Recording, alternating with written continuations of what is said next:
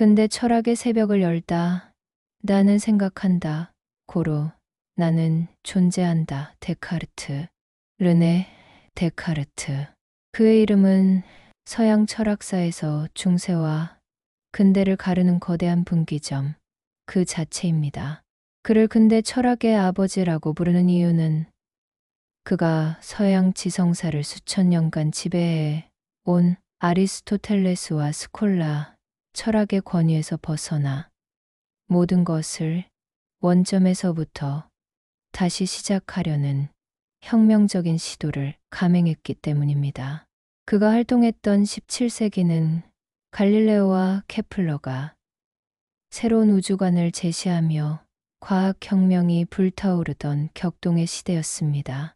낡은 권위와 지식, 체계가 무너져 내리는 혼돈 속에서 데카르트는 질문을 던졌습니다. 우리가 의심의 여지 없이 확실하다고 말할 수 있는 것은 과연 무엇인가? 모든 학문에 흔들리지 않는 토대는 어떻게 찾을 수 있는가? 이 질문에 답하기 위해 그가 선택한 무기는 바로 이성이었습니다.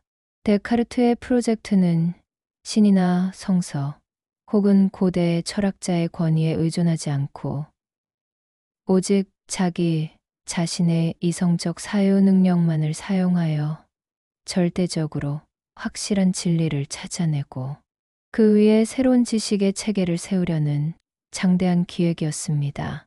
이 여정을 위해 그는 방법적 회의라는 극단적인 도구를 사용합니다.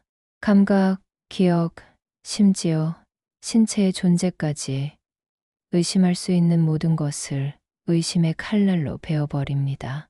모든 것이 불확실성의 안개 속으로 사라져 버린 그 폐허 위에서 그는 마침내 단 하나에 흔들리지 않는 진리를 발견합니다. 바로 나는 생각한다. 고로 나는 존재한다. 이 명제는 단순한 문장을 넘어 근대적 주체의 탄생을 알리는 선언이었습니다. 외부의 권위가 아닌 사유하는 나 자신이 모든 지식의 출발점이자 기준이 된 것입니다. 이는 신중심의 세계관에서 인간 중심의 세계관으로 넘어가는 코페르니쿠스적 전환이었습니다. 그는 이 코기토라는 아르키메데스의 점을 발판 삼아 신의 존재를 증명하고 나아가 물질 세계의 확실성을 재건하며 정신과 육체, 인간과 자연을 아우르는 거대한 철학 체계를 구축했습니다. 그의 철학은 이후 스피노자, 라이프니츠, 로크, 칸트 등 수많은 철학자에게 지대한 영향을 미쳤으며 오늘날 우리가 세상을 이해하는 방식, 즉 주체와 객체, 정신과 물질이라는 이원론적 구도의 기원이 되었습니다. 회의의 씨앗 라플레슈와 세상이라는 큰 책, 데카르트의 혁명적 사상은 그의 특별한 성장 배경과 교육 과정 속에서 잉태되었습니다. 그는 1596년 프랑스 투렌 지방의 소귀족 가문에서 태어났습니다. 생후 1년 만에 어머니를 여의고 몸이 허약했던 그는 외할머니 손에서 자라며 일찍부터 사색적인 기질을 보였습니다. 그의 지적 여정에 가장 큰 영향을 미친 것은 10살에 입학한 예수의 학교 라플레슈에서의 8년간의 교육이었습니다. 라플레슈는 당시 유럽 최고의 명문 학교로 고전 인문학과 수사학 그리고 아리스토텔레스주의에 입각한 스콜라 철학을 체계적으로 가르쳤습니다. 데카르트는 이곳에서 우수한 학생으로 인정받았지만 동시에 기존 학문에 대한 깊은 회의감을 느끼게 됩니다. 그는 자서전적 저서인 방법서설에서 강시의 심정을 이렇게 고백합니다. 인문학은 아름답지만 명확한 지침을 주지 못하고 웅변술은 화려하지만 지혜와는 거리가 멀며 신학은 경건하지만 인간의 이성으로는 이해할 수 없는 신비를 다룬다고 생각했습니다. 특히 그를 실망시킨 것은 철학이었습니다. 수많은 천재 철학자들이 수천 년간 논쟁을 벌여왔지만 단 하나도 의심의 여지가 없는 확실한 명제가 없다는 사실에 그는 좌절했습니다. 모든 것이 논쟁거리일 뿐 진정한 알매에 이르는 길은 보이지 않았습니다.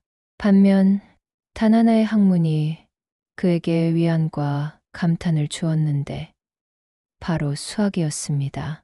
수학은 명확하고 확실한 원리로부터 출발하여 빈틈없는 추론을 통해 누구도 의심할 수 없는 확실한 결론에 도달했습니다.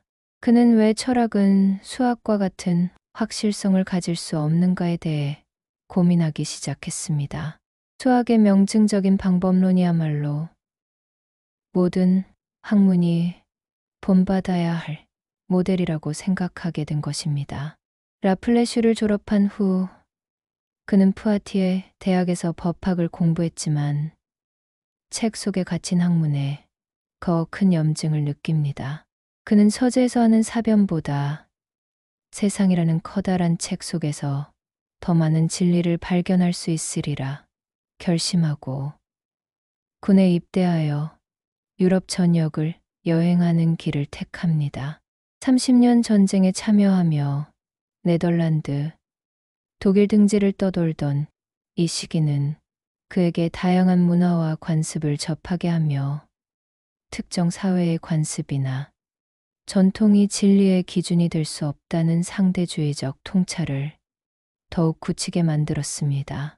이처럼 기존 학문에 대한 실망, 수학에 대한 매력, 그리고 세상이라는 책을 통해 얻은 경험은 데카르트가 낡은 지식을 모두 버리고 자신만의 힘으로 새로운 진리의 토대를 찾으려는 결심을 하게 만든 중요한 자양분이 되었습니다. 확실성을 향한 4가지의 규칙 방법 소설. 유럽을 여행하며 기존 학문에 대한 회의를 깊게 다진 데카르트는 마침내 자신만의 새로운 철학적 방법론을 정립할 필요성을 절감합니다.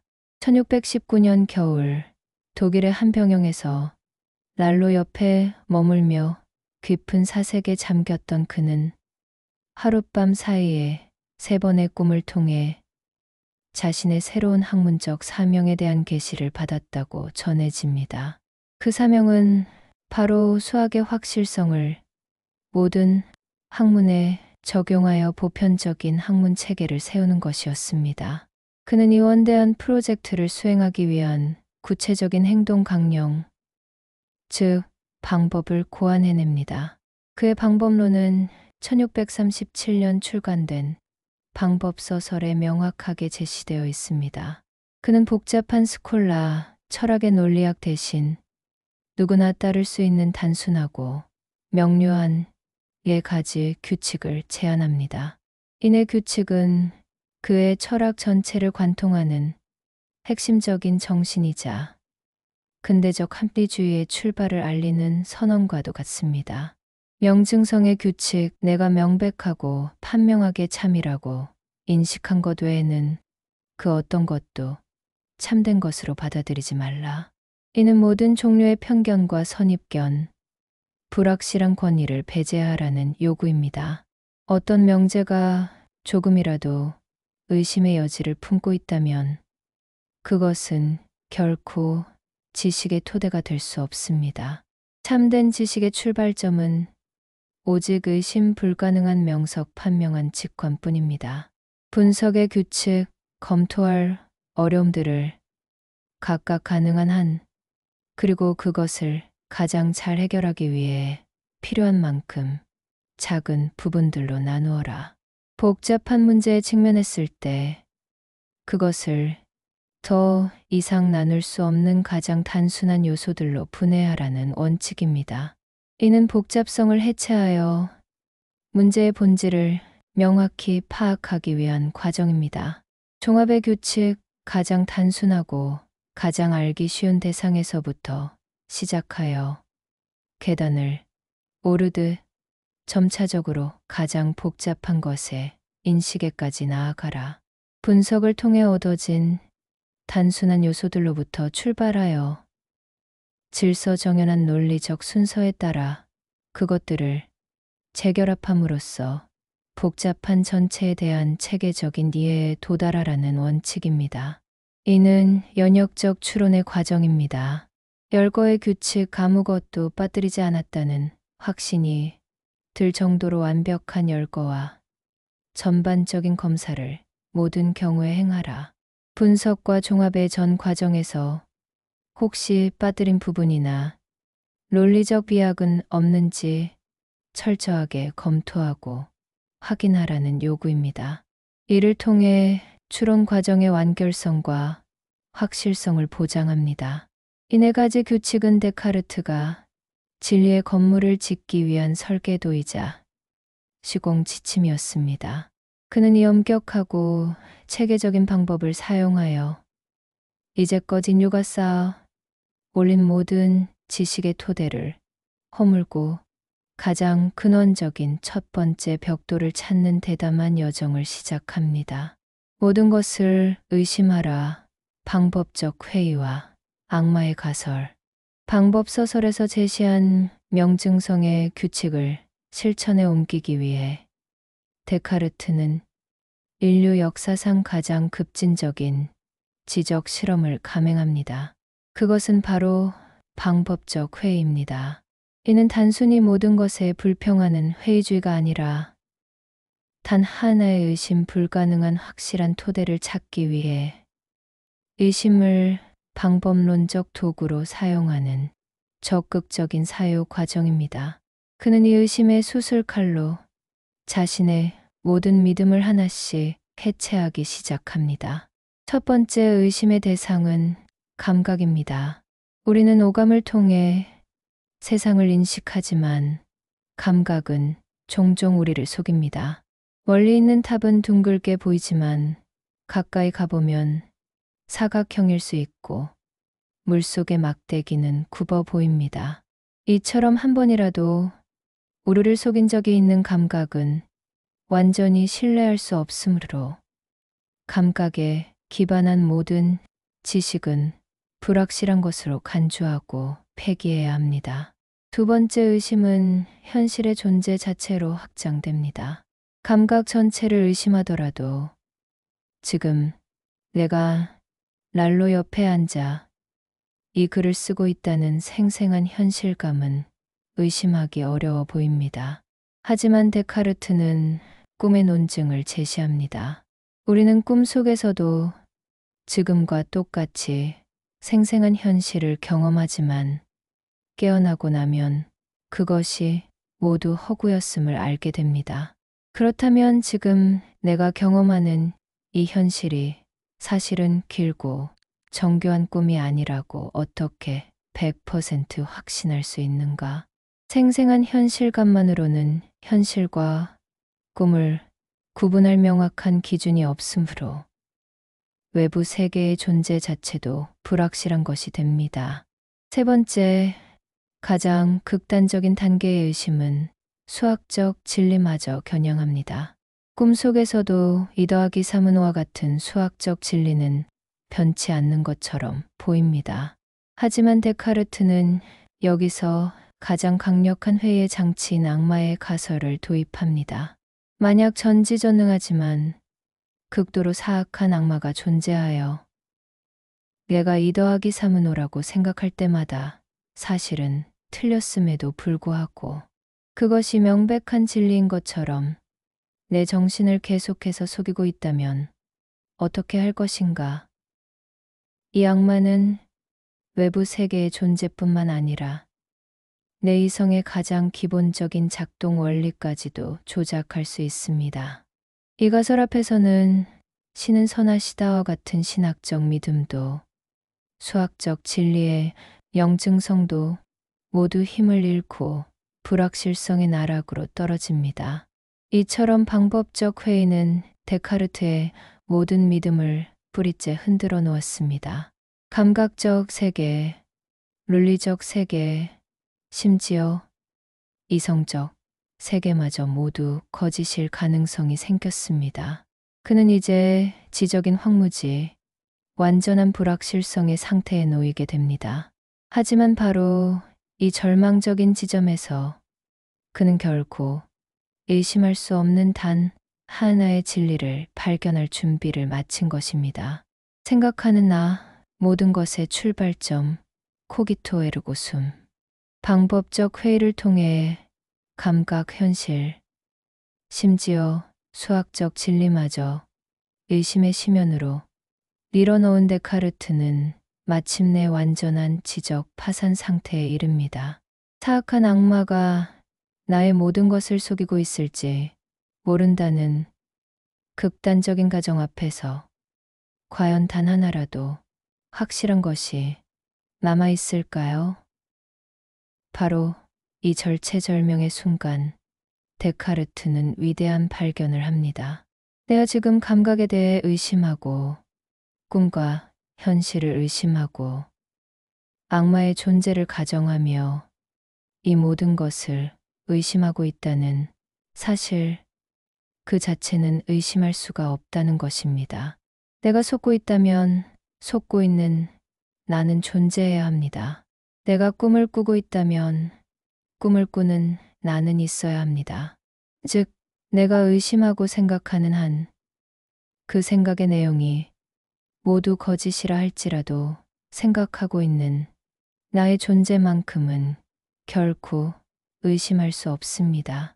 의심한다는 행위 자체가 생각하는 나의 존재를 필연적으로 증명하기 때문입니다. 이것이 바로 철학사상 가장 유명한 명제, 나는 생각한다, 고로 나는 존재한다, 입니다. 여기서 생각은 단순히 논리적 추론뿐만 아니라 의심하고, 이해하고, 긍정하고, 부정하고, 의욕하고, 상상하고, 느끼는 등 모든 종류의 의식 활동을 포괄하는 넓은 의미입니다. 나는 생각한다는 전제에서 나는 존재한다는 결론을 이끌어내는 단순한 3단 논법이 아닙니다. 만약 그렇다면 생각하는 모든 것은 존재한다는 대전제가 먼저 증명되어야 하는데 이 대전제 역시 악마에 의해 의심될 수 있습니다. 코기토는 그런 논리적 추론이 아니라 내가 생각한다는 사실을 인식하는 순간 나의 존재가 직관적으로, 즉각적으로 파악되는 수행적 진리입니다. 코기토는 데카르트가 그토록 찾아 헤매던 제일 원리, 즉 모든 지식의 체계를 세울 수 있는 흔들리지 않는 아르키메데스의 점입니다. 이 명제는 몇 가지 중요한 특징을 가집니다. 첫째, 그것은 극단적인 회의를 견뎌낸 절대적으로 확실한 진리입니다. 둘째, 그것은 외부의 권위가 아닌 나 자신의 내면적 사유를 통해 발견된 진리입니다.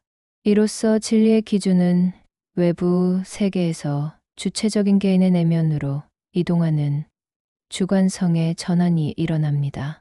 셋째, 이 명제를 통해 확실하게 증명된 것은 오직 생각하는 나의 존재뿐입니다. 나의 육체나 외부 세계의 존재는 여전히 의심스러운 상태로 남아 있습니다. 이제 데카르트는 이 코기토라는 단단한 발판 위에서 자신을 가두고 있는 의심의 감옥에서 벗어나 신과 세계의 존재를 차례차례 증명해 나가는 장대한 재건축 작업을 시작할 준비를 마쳤습니다. 근대 철학의 역사는 바로 이 코기토에서부터 시작됩니다. 나는 무엇인가 생각하는 실체, 베스 코기탄스. 나는 생각한다, 고로 존재한다는 코기토를 통해 데카르트는 자신의 존재를 확실하게 붙잡았습니다. 하지만 이 발견은 곧바로 다음 질문으로 이어집니다. 그렇다면 이 확실하게 존재하는 나는 도대체 무엇인가? 데카르트는 이 질문에 답하기 위해 자신이 무엇이라고 생각해왔는지를 다시 한번 의심의 채로 걸러냅니다. 과거에 나는 나 자신을 이성적인 동물이라고 생각했지만 동물이나 이성이라는 개념은 아직 증명되지 않았으므로 사용할 수 없습니다. 또한 나는 나 자신을 손, 발, 얼굴 등을 가진 육체라고 생각했지만 사악한 악마의 가설 앞에서 육체의 존재는 여전히 불확실합니다. 내가 나의 존재를 확신할 수 있는 유일한 근거는 생각하고 있다는 사실뿐이었습니다. 따라서 데카르트는 다음과 같은 결론에 도달합니다. 나는 엄밀히 말해서 단지 생각하는 것이다. 즉 정신, 영혼, 지성, 이성이다. 여기서 그는 자신의 본질을 생각하는 것으로 규정합니다. 이것이 바로 그가 레스 코기탄스, 즉 사유하는 실체라고 부른 것입니다. 실체란 다른 것에 의존하지 않고 독립적으로 존재할 수 있는 것을 의미합니다. 정신, 즉 나는 육체나 그 어떤 외부 대상 없이도 오직 사유 활동만으로 자신의 존재를 확신할 수 있으므로 독립적인 실체입니다. 이 생각하는 실체의 본질적인 속성은 사유이며 의심, 이해, 긍정, 부정, 상상, 감각 등 모든 의식 활동이 이 사유에 포함됩니다. 중요한 점은 이 단계에서 생각하는 실체는 연장을 가지지 않는다는 것입니다. 연장이란 공간을 차지하고 길이, 폭, 깊이를 가지는 물질의 속성을 의미합니다. 나의 정신은 공간 속 어디에 위치하는지, 어떤 모양이나 크기를 가졌는지 전혀 알 수 없습니다. 그것은 비물질적이고 비공간적인 순수한 사유 활동 그 자체입니다. 이로써 데카르트 철학의 가장 중요한 기둥 중 하나인 정신육체 이원론의 기초가 마련됩니다. 세계는 근본적으로 두 종류의 전혀 다른 실체로 구성되어 있다는 생각입니다.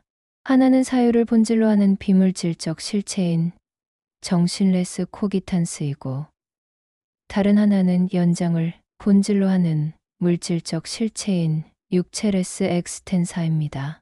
이 둘은 서로의 속성을 공유하지 않는 완벽하게 독립적이고 이질적인 존재입니다. 이 날카로운 구분은 이후 서양 철학에 지대한 영향을 미쳤지만 동시에 그렇다면 이토록 다른 정신과 육체는 어떻게 상호작용할 수 있는가? 라는 어려운 심신 문제를 낳게 됩니다. 우선 데카르트는 생각하는 실체인 나의 존재를 확립한 뒤 이 고립된 사유의 성체에서 바깥 세상으로 나아갈 다리를 놓아야 하는 과제에 직면합니다.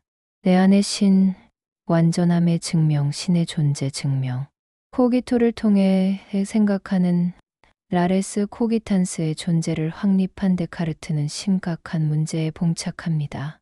그는 이제 자기 자신의 존재와 사유, 내용 외에는 아무것도 확실하게 알 수 없는 유아론의 감옥에 갇힌 셈입니다. 외부 세계는 여전히 사악한 악마가 만들어낸 환영일지 모릅니다. 이 감옥에서 탈출하고 세계에 대한 확실한 지식을 되찾기 위해 데카르트는 자신을 속이지 않을 선한 신의 존재를 증명해야만 했습니다. 신이 존재하고 그 신이 나를 기만하지 않는다는 것이 보장되어야만 내가 명석판명하게 인식하는 것들이 참되다고 믿을 수 있기 때문입니다. 흥미롭게도 데카르트는 신의 존재를 증명하기 위해 외부 세계나 성서가 아닌 오직 자신의 정신 안에 있는 관념들만을 분석합니다. 그는 자신의 생각들을 검토하다가 신에 대한 관념, 즉 전지하고 전능하며 영원하고 무한하며 지극히 완전한 실체라는 관념을 발견합니다. 그리고 그는 이 관념의 원인에 대해 질문을 던집니다. 이 완전함에 대한 관념은 과연 어디서 왔는가? 첫째, 이 관념은 나 자신에게서 올 수 없습니다. 나는 의심하고 실수하는 불완전한 존재이기 때문입니다. 불완전한 원인이 자신보다 더 완전한 결과 완전함의 관념을 낳을 수는 없습니다. 이는 원인에는 결과만큼의 실제성이 있어야 한다는 인과율에 위배됩니다. 둘째, 이 관념은 외부 세계에서 온 것일 수도 없습니다. 외부 세계의 존재 자체가 아직 불확실하기 때문입니다. 따라서 데카르트는 결론 내립니다. 내 안에 있는 완전한 신에 대한 관념의 원인은 실제로 존재하는, 그리고 나보다 훨씬 더 완전한 존재, 즉 신 자신일 수밖에 없다고 말입니다. 신이 자신의 존재를 증명하는 일종의 제작자의 낙인처럼 완전함의 관념을 나의 정신 속에 심어 놓았다는 것입니다. 이것이 그의 첫 번째 인과론적 신존재 증명입니다. 그는 여기서 더 나아가 중세 철학자 안셀무스가 제시했던 존재론적 증명을 자신만의 방식으로 변형하여 제시합니다. 나는 지극히 완전한 존재로서의 신에 대한 관념을 가지고 있다. 존재는 하나의 완전한 속성이다. 존재하지 않는 것보다 존재하는 것이 더 완전하다. 그러므로 존재라는 속성은 지극히 완전한 존재인 신의 본질에 필연적으로 포함된다. 따라서 신은 필연적으로 존재한다. 마치 삼각형의 내각의 합은 180도라는 본질에서 삼각형의 속성을 분리할 수 없듯이 완전함이라는 신의 본질에서 존재라는 속성을 분리할 수 없다는 것입니다. 이렇게 코기토라는 내면의 성체 안에서 신의 존재를 증명한 데카르트는 이제 이 선하고 기만하지 않는 신을 보증인으로 삼아 외부 세계의 존재를 재건할 수 있는 튼튼한 다리를 놓게 됩니다. 신의 성실함, 그리고 세계의 재건, 물질적 실체, 네스 엑스텐사. 생각하는 나와 선한 신의 존재를 증명한 데카르트는 이제 자신의 철학적 기획의 마지막 단계, 즉 외부 물질 세계의 존재를 재건하는 작업에 착수합니다. 방법적 회의를 통해 한때 불확실성의 안개 속에 잠겼던 나무 돌, 나의 육체와 같은 윤리적 대상들의 존재를 어떻게 다시 확실한 것으로 되찾을 수 있을까요? 여기서 데카르트는 자신이 증명한 기만하지 않는 신의 성실함을 핵심적인 논거로 사용합니다. 그의 논증은 다음과 같은 단계로 진행됩니다. 나는 나의 의지와는 상관없이 외부 사물들로부터 오는 것처럼 보이는 매우 생생하고 강력한 감각 관념들을 가지고 있다. 게 뜨거움, 딱딱함, 색깔 등. 나에게는 이런 관념들이 실제로 내 외부에 존재하는 물질적 대상들로부터 온다고 믿으려는 매우 강한 자연적 경향성이 있다.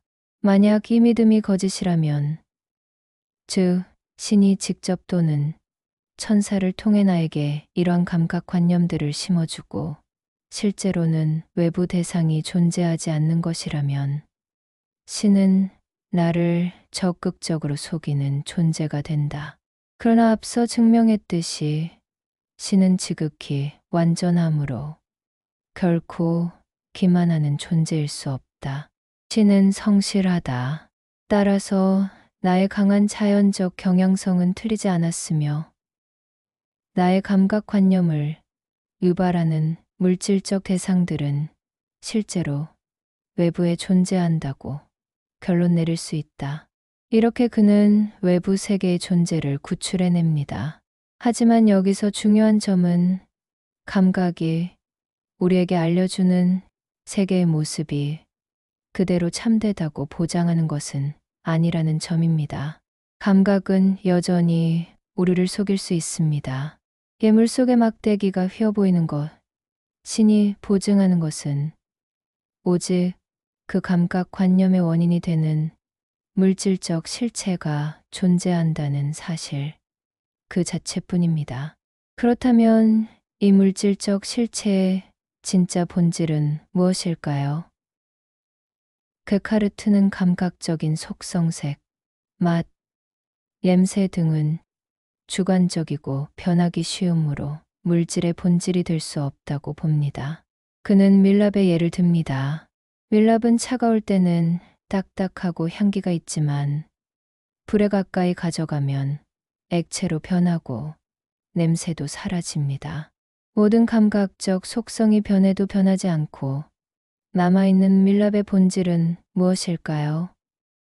그것은 바로 공간을 차지하고 있으면장, 즉 길이, 폭, 깊이를 가지고 있다는 기하학적이고 수학적인 속성뿐입니다.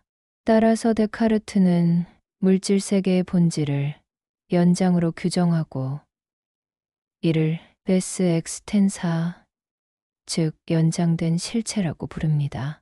이로써 세계는 두 개의 실체, 즉 사유를 본질로 하는 정신레스 코기탄스과 연장을 본질로 하는 물질레스 엑스텐사로 완벽하게 이원화됩니다. 물질 세계는 이제 색깔이나 맛 같은 질적인 속성이 제거된 오직 수학과 기하학의 법칙으로만 파악되는 거대한 기계 장치로 이해될 준비를 마친 것입니다. 분리된 두 세계의 만남 심신 문제와 송과선. 데카르트는 세계를 생각하는 실체 정신과 연장된 실체 물질라는 두 개의 전혀 다른 독립적인 실체로 명확하게 구분했습니다. 정신은 비물질적이고 공간을 차지하지 않으며 물질 육체는 공간을 차지하지만 생각을 할 수 없습니다. 이 명쾌한 이언론은 근대 과학의 발전에 지대한 공헌을 했습니다.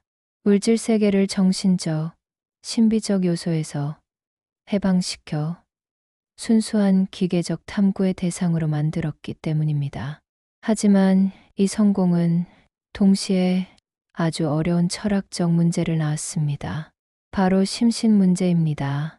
문제는 이것입니다.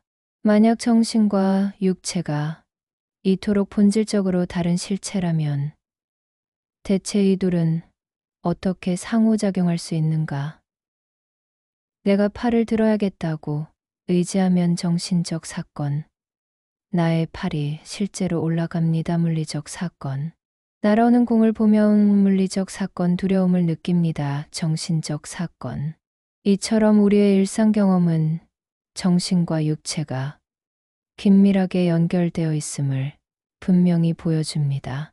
데카르트의 이언론은 이 상식적인 상호작용을 설명하기 어렵게 만듭니다.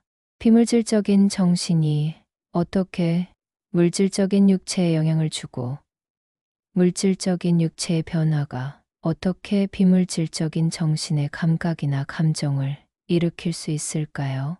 이 질문은 데카르트 당대에도 많은 비판을 받았습니다.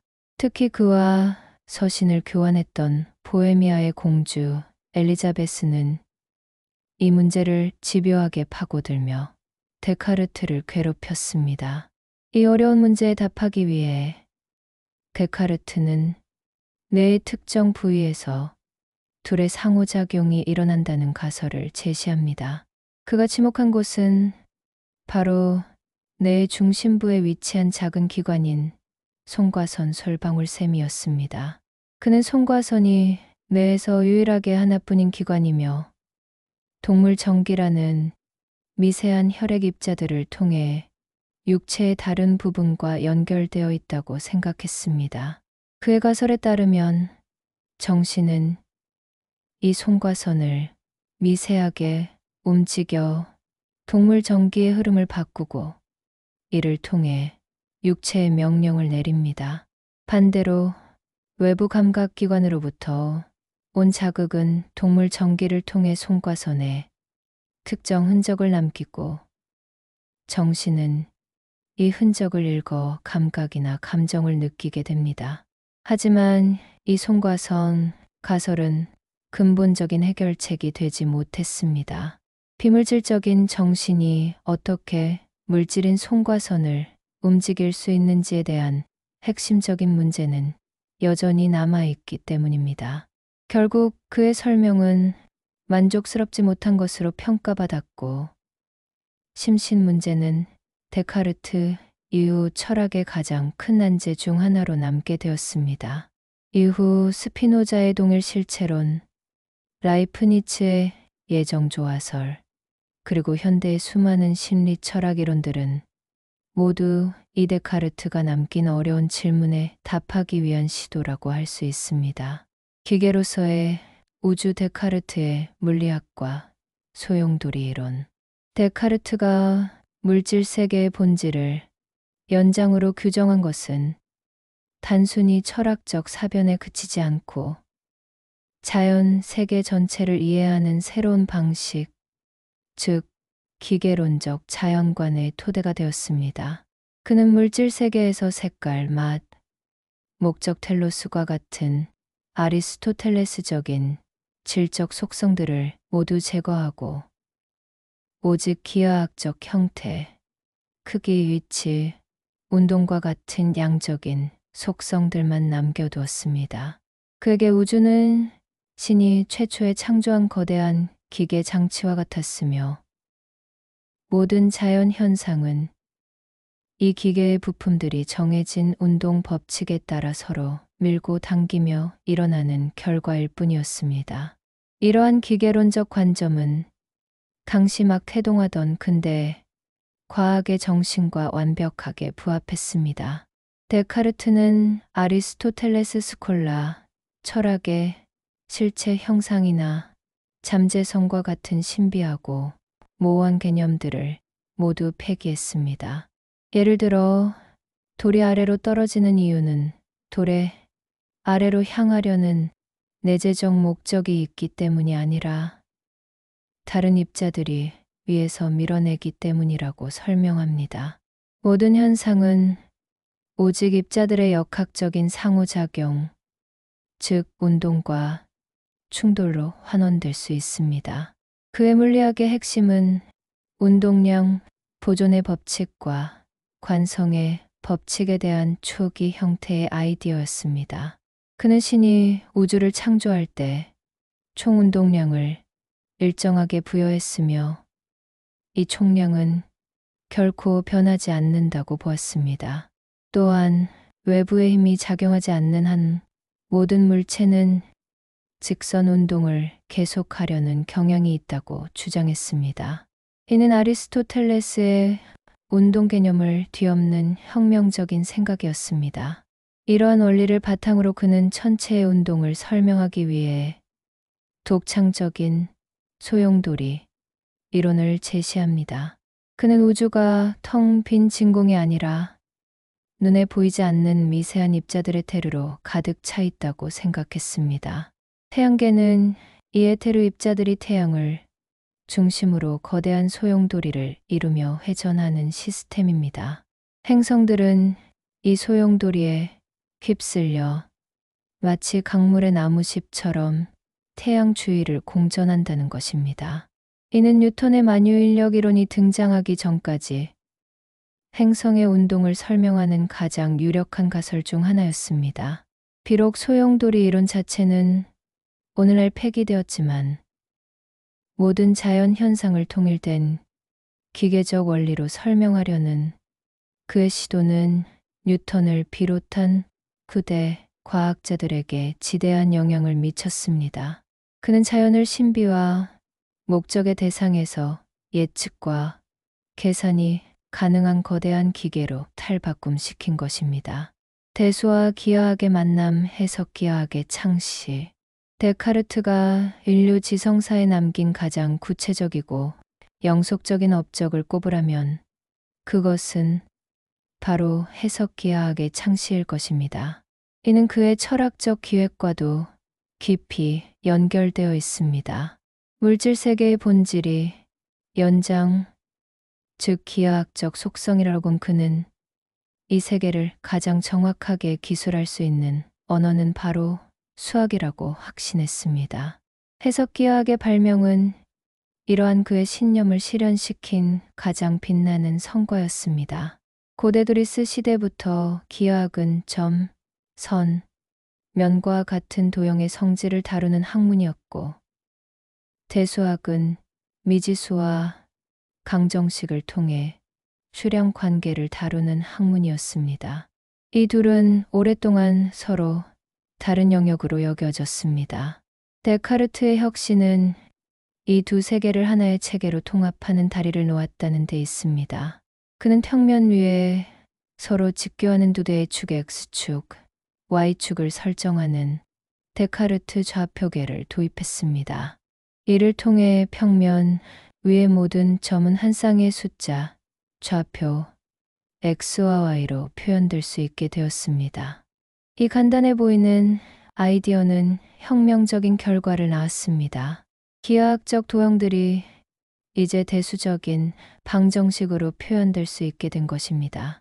복잡한 대수 방정식은 좌표 평면 위에 독특한 곡선으로 시각화될 수 있습니다. 이로써 도형의 문제를 방정식 풀이로 해결하거나 방정식의 해를 기하학적으로 찾는 것이 가능해졌습니다. 도형의 문제가 계산의 문제로 전환된 것입니다. 해석기하학의 발명은 수학 자체의 발전에 엄청난 추동력을 제공했습니다. 특히 뉴턴과 라이프니츠가 미적분학을 발명하는 데 결정적인 토대가 되었습니다. 곡선의 접선 기울기나 곡선 아래의 면적을 구하는 이적분의 문제들은 곡선을 강정식으로 표현할 수 있게 됨으로써 비로소 해결의 실마리를 찾을 수 있었기 때문입니다. 더 나아가 이는 그의 기계론적 자연관을 뒷받침하는 강력한 도구였습니다. 행성의 궤도, 포물체의 운동 등 자연 세계의 모든 운동 궤적을 수학적 방정식으로 정밀하게 기술하고 예측할 수 있는 길이 열린 것입니다. 물질 세계가 수학이라는 언어로 쓰여 있다는 갈릴레오의 신념은 데카르트의 해석기하학을 통해 구체적인 실현 도구를 얻게 되었습니다. 그는 서로 무관해 보였던 두 지식의 영역을 통합하여 현실 세계를 이성의 눈으로 분석하고 정복할 수 있는 새로운 차원의 지도를 인류에게 선물했습니다. 살아있는 기계, 동물 기계론과 데카르트의 생리학. 데카르트의 기계론적 세계관은 무생물 세계에만 머무르지 않고 생명체의 영역까지 확장되었습니다.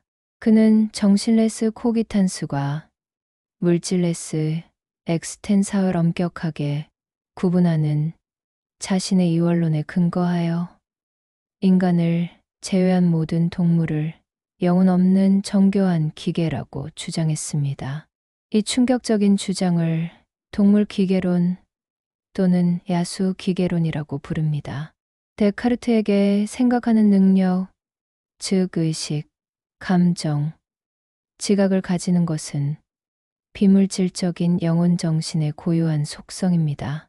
그는 오직 인간만이 신으로부터 이성적인 영혼을 부여받았다고 믿었습니다.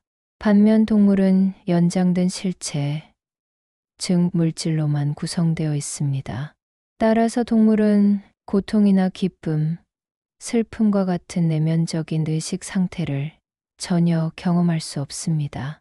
동물이 울부짖거나 꼬리를 흔드는 것은 마치 시계가 태엽의 힘으로 종을 치거나 인형이 기계장치에 따라 움직이는 것과 같은 순전히 윤리적인 법칙에 따른 자동적인 반응일 뿐이라는 것입니다. 동물의 몸은 심장이라는 엔진에서 나오는 동물 전기의 압력으로 신경과 근육이라는 파이프와 피스톤을 움직이는 정교한 자동기계와 같다고 보았습니다. 이러한 주장은 당시에도 많은 논란을 불러일으켰고 오늘날의 관점에서는 받아들이기 어려운 비정한 이론으로 보입니다. 하지만 이 이론의 배경에는 그의 일관된 철학적 원리가 깔려 있습니다. 만약 동물에게도 영혼이 있다고 인정한다면 그 영혼의 불멸성 문제 등 복잡한 신학적 문제가 발생하며 인간과 동물의 근본적인 차이를 설명하기 어려워집니다. 또한 이는 생명 현상을 신비주의에서 해방시켜 과학적 탐구의 대상으로 삼으려는 그의 기획의 일부이기도 했습니다. 실제로 데카르트는 동물 기계론을 바탕으로 생리학 연구에 깊은 관심을 보였습니다. 그는 동물을 해부하며 심장의 박동 원리, 피의 순환, 신경 전달 과정 등을 기계적인 원리로 설명하고자 노력했습니다. 특히 영국의 의사 윌리엄 하비의 혈액순환 이론에 깊은 감명을 받았지만 심장이 근육의 수축이 아닌 열에 의해 팽창하며 피를 내보낸다고 설명하는 등 일부 오류를 범하기도 했습니다. 그럼에도 불구하고 그의 접근 방식은 생명 현상을 더 이상 신비한 생명력의 작용이 아닌 윤리화학적 법칙으로 설명할 수 있는 대상으로 바라보는 근대 생리학과 의학의 발전에 중요한 철학적 토대를 제공했습니다. 그는 생명마저도 기계의 언어로 해독하려 했던 합리주의의 가장 철저한 신봉자였습니다. 잠정적 도덕과 관용의 윤리 데카르트의 윤리학. 데카르트는 형이상학, 자연학, 수학 등 이론적인 학문 체계를 세우는 데 평생을 바쳤지만 어떻게 살아야 하는가라는 윤리학의 문제에 대해서는 체계적인 저서를 남기지 않았습니다. 그는 윤리학을 모든 학문이 완성된 후에야 뒤로서 열매를 맺을 수 있는 학문나무의 가장 높은 가지에 비유하며 완전한 도덕 체계를 구축하는 것을 후일의 과제로 남겨두었습니다. 하지만 그렇다고 그가 윤리 문제에 전혀 무관심했던 것은 아닙니다. 그는 확실한 지식의 토대를 찾기 전까지 혼란 속에서 살아가기 위한 임시적인 행동 규칙을 제시했는데 이것이 바로 방법서설에 나오는 잠정적 도덕입니다. 그가 제시한 잠정적 도덕의 경률은 3가지 또는 4가지로 요약됩니다. 관습 존중의 경률. 내가 사는 나라의 법률과 관습을 따르고 어릴 때부터 배워온 신앙 가톨릭을 견지하며 가장 온건하고 중도적인 의견을 따른다. 이는 진리를 찾기 위한 지적 탐구 과정에서 사회적 혼란을 야기하지 않고 안정적인 삶을 유지하기 위한 현실적인 선택입니다. 결단력의 경률. 일단 어떤 행동 방침을 선택했다면 그것이 다소 의심스럽더라도 마치 가장 확실한 것인 양 단호하고 꾸준하게 밀고 나간다. 숲속에서 길을 잃은 나그네가 이리저리 방황하기보다는 한 방향으로 꾸준히 걸어가야 숲을 빠져나올 수 있듯이 행동에 있어서는 회의를 멈추고 결단력을 보여야 한다는 것입니다. 자기 극복의 경륜. 운명이나 세상을 바꾸려 하기보다는 나 자신의 욕망을 바꾸려고 노력하라. 세상에서 우리가 완전히 통제할 수 있는 것은 우리 자신의 생각뿐이라는 스토아 철학의 영향을 받은 경륜입니다. 외부 조건에 일희일비하지 않고 내면의 평정을 유지하려는 태도입니다. 이러한 잠정적 도덕은 소극적이고 부수적으로 보일 수 있지만 혁명적인 사상가가 사회와 불필요한 마찰을 피하고 자신의 연구에 집중하기 위한 실천적 지혜로 이해할 수 있습니다. 그의 말년에 이르러 특히 저서 영혼의 정념론에서는 더 성숙한 윤리 사상이 나타납니다. 그는 인간의 모든 정념 감정들 중에서 가장 중요한 덕목으로 관용고귀함 또는 너그러움을 꼽습니다. 여기서 관용이란 자신의 자유의지를 올바르게 사용하고 그것을 실천하려는 굳은 결심에서 비롯되는 자기 존중감을 의미합니다. 관용적인 사람은 자신의 가치를 외부의 평가나 소유물에서 찾지 않고 오직 자신의 이성을 올바르게 사용할 수 있는 능력에서 찾습니다. 또한 그는 다른 모든 사람 역시 자신과 똑같이 자유의지를 가지고 있음을 이해하기에 타인을 경멸하지 않고 존중하며 너그럽게 대합니다. 이 관용의 윤리는 그의 철학 체계 전체를 아우르는 최종적인 실천적 결론이라고 볼 수 있습니다. 여왕과의 대화, 그리고 스톡홀름의 겨울 말년의 데카르트. 데카르트는 자신의 혁명적인 사상이 불러일으킬 논쟁과 박해를 피하기 위해 비교적 사상의 자유가 보장되었던 네덜란드에서 오랫동안 은둔하며 연구에 몰두했습니다. 하지만 그의 명성은 유럽 전역에 퍼져나갔고 많은 지식인들이 그와 교류하기를 원했습니다. 그의 말년의 가장 중요한 지적 교류 상대 중 한 명은 보헤미아의 공주 엘리자베스였습니다. 엘리자베스 공주는 데카르트의 저서를 깊이 연구하고 날카로운 질문을 담은 서신을 보내왔습니다. 특히 그녀는 데카르트 철학의 아킬레스건인 심신 문제를 집요하게 파고들었습니다. 그녀는 어떻게 비물질적이고 비연장적인 정신이 물질적이고 연장적인 육체를 움직일 수 있단 말입니까? 라고 물으며 송과선 가설의 불충분함을 명확히 지적했습니다. 데카르트는 그녀의 예리한 질문에 답하기 위해 고심했으며 이 과정에서 정령 감정의 문제에 대한 깊은 사유를 발전시키게 됩니다. 그의 마지막 주요 저서인 영혼의 정념론은 바로 엘리베스 공주에게 헌정된 책으로 이지적인 우정의 산물이라고 할 수 있습니다.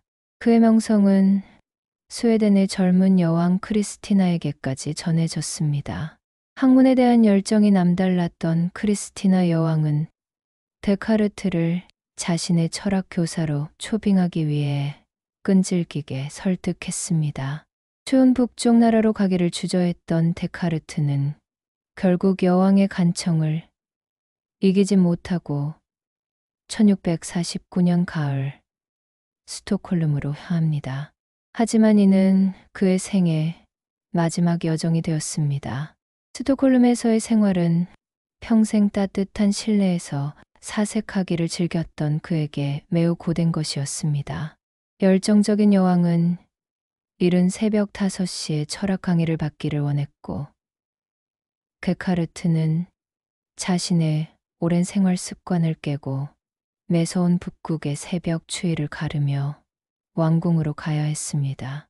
허약했던 그의 건강은 급격히 나빠졌고 결국 스웨덴에 도착한 지 불과 몇 달 만인 1650년 2월 폐렴에 걸려 53세의 나이로 세상을 떠나고 맙니다.